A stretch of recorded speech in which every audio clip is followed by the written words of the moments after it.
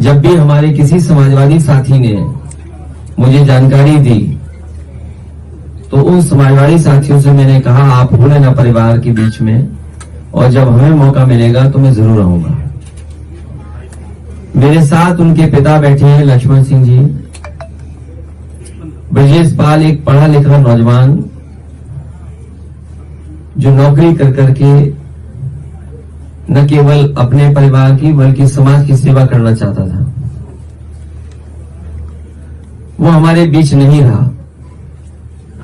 और इस दुख की घड़ी में मैं उनके परिवार के लोगों से मिल रहा हूं, परिवार के सदस्य उनसे मिल रहा हूं, गांव के जो हमारे बुजुर्ग हैं, माताएं बहनें, उनसे मिलने का मौका मिल रहा है। ये बहुत दुखद बात है कि एक नौजवान निराश हताश होकर के और इस मानसिक स्थिति पे पहुंच जाए कि अब उसे जीना नहीं है, न नौकरी ढूंढनी है। और जिसने भी उसकी जो सुसाइड नोट है पढ़ी होगी, उसकी आंखों से आंसू आ गए होंगे, अपने माता पिता से माफी मांगते हुए, अपनी बहनों के बारे में सोचते हुए, और सब डिग्रियां जला दी उसने। ब्रजेश ने अपनी सुसाइड नोट में लिखा कि जो डिग्रियां मुझे नौकरी नहीं दिला सकती, उन डिग्रियों का क्या फायदा। तो ये कहानी केवल एक ब्रजेश पाल की नहीं है, बड़ी संख्या में नौजवान पूरे उत्तर प्रदेश देश में निराश हो गया है। पूरे उत्तर प्रदेश में जो कुछ समाजवादी सरकार में हो सकता था जनता के हित के लिए, वो समाजवादी ने करके दिखाया। चाहे एम्बुलेंस हो, चाहे पुलिस को 100 नंबर की व्यवस्था हो, मंडियों का निर्माण हो, या वो किसानों को फसल की सही कीमत कैसे मिलेगी, सड़कें हो, बिजली का इंतजाम हो, अस्पताल हो, ये सब सुविधाएं देने का काम किया। और सुविधाओं के साथ साथ नौकरी और रोजगार के लिए अवसर मिलते हैं। ये जो सड़क मिली है, मैं कभी कभी देखता हूं कि जहां पर लोग रुककर खाना पीना चाय के लिए उतरते हैं, कई सौ नौजवान वो नौकरी पाए हैं, टोल पे भी नौकरी पा गए। मंडी पूरी बन जाती तो नौकरी पा जाती, परफ्यूम पार्क बन जाता तो नौकरी पा जाती, मेडिकल कॉलेज और चलने लगता तो हजारों की संख्या में नौकरी मिलती है।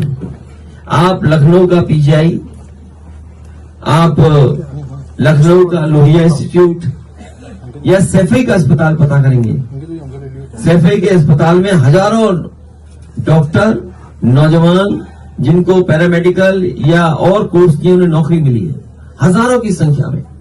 पीजीआई कब बना था? 10-15 हजार लोगों को नौकरियां मिली होंगी।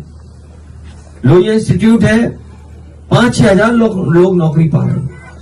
जो लखनऊ में मेट्रो बनी, उसमें लगभग 2,500-3 हजार इंजीनियर नौकरी कर रहा है।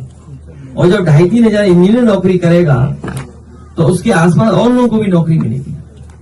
एचसीएल का बहुत बड़ा सॉफ्टवेयर ट्रेनिंग इंस्टीट्यूट बनवाया, उसमें पढ़े लिखे नौजवान जो हाई डिग्री और जिसको व्हाइट कॉलर जॉब बोलते हैं, जिनका पैकेज लाखों का है, 6,000 लोगों को नौकरी मिली। तो ये कुछ बातें मैं इसलिए बता रहा हूं कि जब विकास होता है, जब काम होता है, तो लोगों को नौकरी और अवसर का मौका मिलता है। संविधान बदल गया तो हमारी ये भोली वाली जनता, जिसको बाबा साहब भीमराव अम्बेडकर जी ने अधिकार दिया एक वोट डालने का, इनकी साजिश है कि गरीब जनता वोट ही न डाल पाए, वोट का अधिकार भी छीन लें। और नौकरी इसलिए नहीं दे रहे हैं क्योंकि नौकरी देने से उन्हें आरक्षण देना पड़ेगा, क्योंकि आरक्षण नहीं देना चाहते इसलिए नौकरी का पेपर लीक करा रही है।